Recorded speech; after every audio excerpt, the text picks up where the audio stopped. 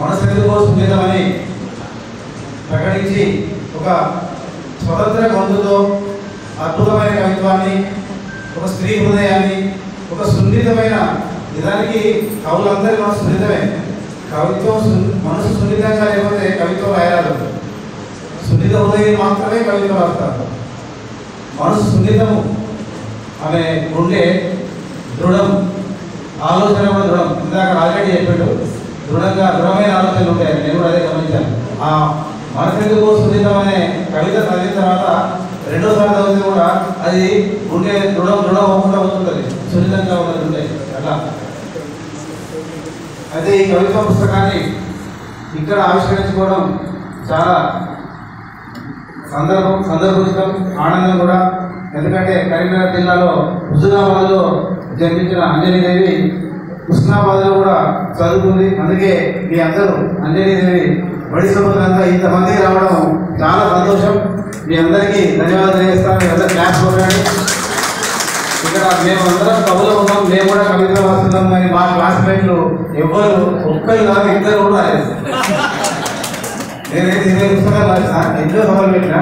కానీ అంజనీకి కూడా అదృష్టం ఏంటంటే మీ అందరి బడి సభ్యుల మధ్య ఈ కవిత్వం ఈ పుస్తకాన్ని ఆవిష్కరించుకోవడం అనేది చాలా సంతోషమైన విషయం.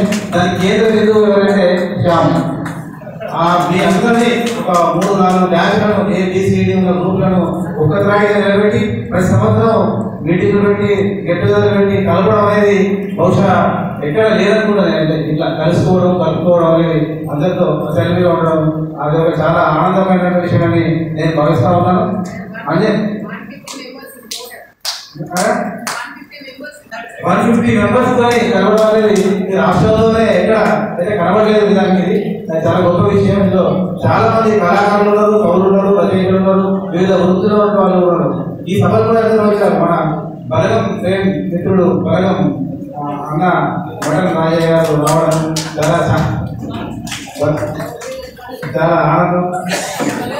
మిత్రుడు రవిశంకర్ రెడ్డి గారు, మా ఆర్టీఐ మిత్రుడు రవిశంకర్ రెడ్డి గారు చాలా నిండైన సభ, హుషారైన సభ కూడా ఇది.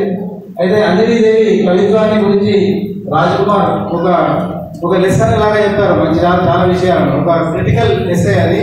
ఒక ఎంఏ మన క్రిటికల్ సంబంధించిన ఒక జనరంజకంగా లేకపోవచ్చు కానీ చాలా లోతు పాత్రలు ఉన్న వర్క్షాప్లో వచ్చినటువంటి గొప్ప విషయం చేసినందుకు ఆయన పథకాల్లో సంబంధించి ఇక్కడి నుంచి వచ్చారు. వారికి శుభాకాంక్షలు. అయితే అంజనీదేవి కవిత్వంలోకి ఎట్లా వచ్చింది అనేది నేను ఒకసారి ఆలోచించిన. మా హుస్నాబాద్లో చదువుకున్నది.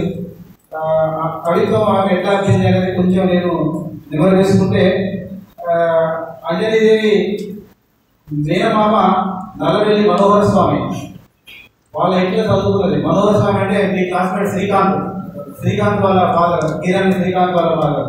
ఆయన హుస్నాబాద్లో కవి. 1958-60 ప్రాంతంలో మధుసరవంతులై పద్యకావ్యం రాశాడు. వాళ్ళందరూ మర్చిపోయిన నిజానికి అంతా అంటే మేము పుట్టకముందుకే మధుసరవంతులై పద్యకావ్యం రాసి పుస్తకం అచ్చు చేసాడు. ఆ తర్వాత కూడా అందరి గమ్యం అంతులేని పైన ఒక నవలను రాశాడు. నిజానికి ఈ 2 పుస్తకాలు అందుబాటులో లేవు. ఇదంతా చరిత్ర మలేశ్రీ గారు రాసినటువంటి 1000 ఏళ్ల తెలుగు సాహిత్య చరిత్రలో నిక్షిప్తమై ఉన్నది. మనోహర స్వామి వల్ల అక్క కూతురే అంజనీదేవి. నిజానికి రక్త చరణంలో ఆ డిఎన్ఏలో కవిత్వం సంబంధించిన ఉంటుంది. అది ఇట్లా వచ్చిందని నేను అనుకుంటున్నాను. ఆ తర్వాత సున్నితత్వం, దృఢమైన భావన, స్వతంత్ర ఆలోచన, ఒక దూరదృష్టి, ఒక పనిచేస్తున్న ఉపాధ్యాయ సంస్థలో పనిచేస్తున్నటువంటి ప్రశ్నించే తత్వం, ఒక ఆలోచన, సమాజాన్ని శాస్త్రీయంగా చూసే దృక్పథం ఏంటిది అనేది అనుకున్నది. ఏ కవుల ప్రభావం ఆమె మీద లేదు, ఏ సాహిత్య ప్రభావం లేదు.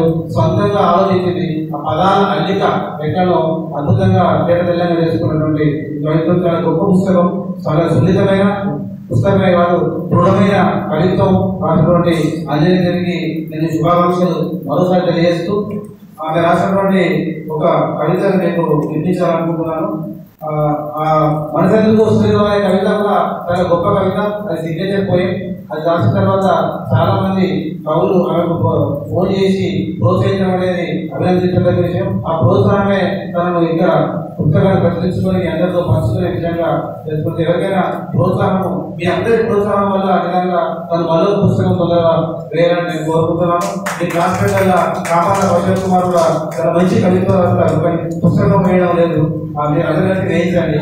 అట్లానే మీ అందరికీ కేంద్ర బిందువైన శ్యామన్న కూడా రోజు ఒక కవిత రాస్తారు. ఇదే కవిత ఎవ్రీడే కవిత రాస్తారు.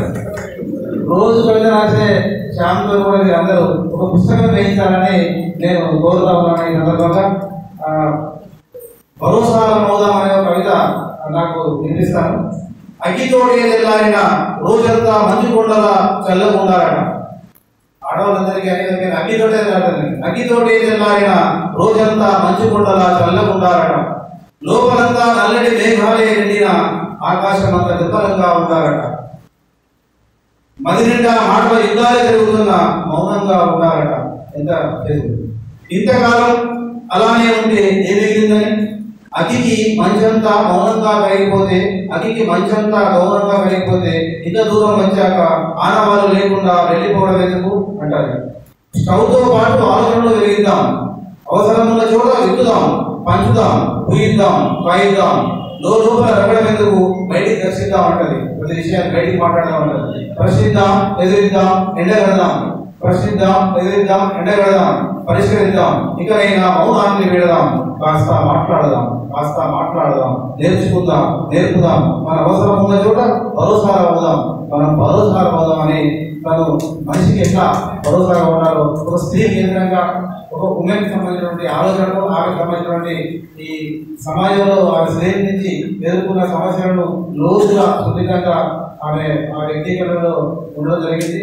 ఆమె రాష్ట్రంలోని పుస్తకానికి మరోసారి అంజలికి అభినందన తెలియజేస్తూ మరో పుస్తకాన్ని రావాలని కోరుతూ ధన్యవాదాలు చేసి అవకాశం ఇచ్చినటువంటి పుస్తకాలు థ్యాంక్ యూ.